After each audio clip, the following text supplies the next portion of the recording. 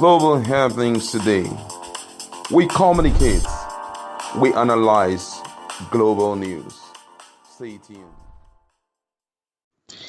Hello, beautiful people. Welcome to Global Happiness today. This is Breaking, and the team of lawyers for Nnamdi Kanu have decided to take one last step to ensure that Nnamdi Kanu gets his maximum right while in detention, and also ensure that United Nations and other international body gets to talk or act on behalf of Nnamdi Kanu. Well, before we go to the newspaper, I'd like you to subscribe to our channel by clicking on the red subscribe button. Beside it, you will see a bell notification icon. Please go ahead, click on it to get notified as soon as we update our channel on YouTube. Quickly, let's hit the ground running. Aloy Ejimakor, special counsel to Nnamdi Kanu and the indigenous people of Biafra, Ipob, on Friday today, as of today, said he is on behalf of his client leading a team of lawyers at the first hearing of the fundamental right enforcement suit brought before the Umuahia Division of the Federal High Court FHC in Abia State. Report has it that the matter lies before Justice Evelyn Anya DK.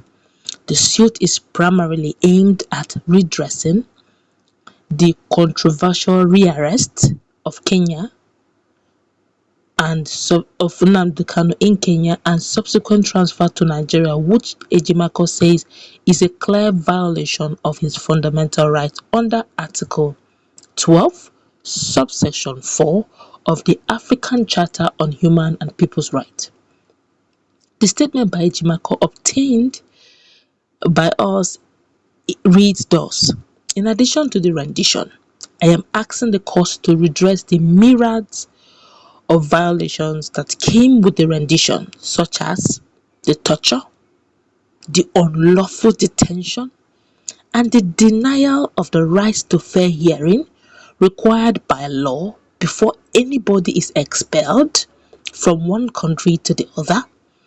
You will also recall that on the 19th January 2022, the High Court of Abia State determined that portion of violation of Kanu's fundamental right that occurred in 2017, even as I had made claims that bordered on rendition, the court declined jurisdiction on grounds that rendition being related to extradition lies within the exclusive jurisdiction of the Federal High Court. So, this instant suit is as a result of my considered decision that a fresh action before the Federal High Court will be the best route towards addressing this matter of rendition or unlawful expulsion and its legal impact on the prosecutionary powers of the Nigerian state.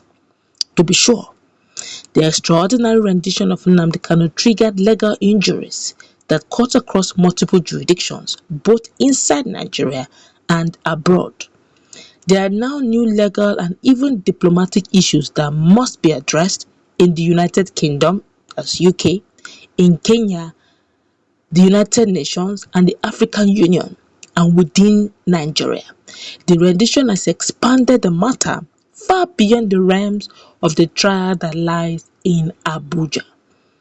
I would like to seize this opportunity to express my profound appreciation to the highly competent and professional team of lawyers that I'm leading in the aggressive prosecution of this complex suit. Special mention must be made of barristers, that's Barrister Patrick Agazie, Barrister Ohaito Unweze, and Barrister Mandela Umegburugu. Names Umegburugu. Please pardon me if I did not pronounce your name well. Please, sir, pardon me. The name is quite wonderful. All right, a lot of people have been talking about this, and this is getting very interesting. Some fortnight ago, that's about 2 days, 72 hours ago, Aloy Ejimakor, the special counsel to Nnamdi Kanu, quietly, politely made a press release, wrote an open letter to AGF Malami. He doubles to be the Minister of Federation and the AGF, although he's a senior advocate of Nigeria, Malami, Abubakar Malami, and told him that, please, in your office, By all means, this can only be done through your office. When, of course, during the processes of Abakari came in, he gave a legal advice. He said, "Oh, on that premise, since US also was also looking towards extraditing Abakari, he said on that premise, if your office can give legal advice, to clients and all that, that with due respect, this also lies in your jurisdiction. You have not been able to give legal advice." Very quickly, we also want to bring this to your notice that we would like you to that this Nnamdi Kanu was rendition brought out illegally from Kenya to Nigeria.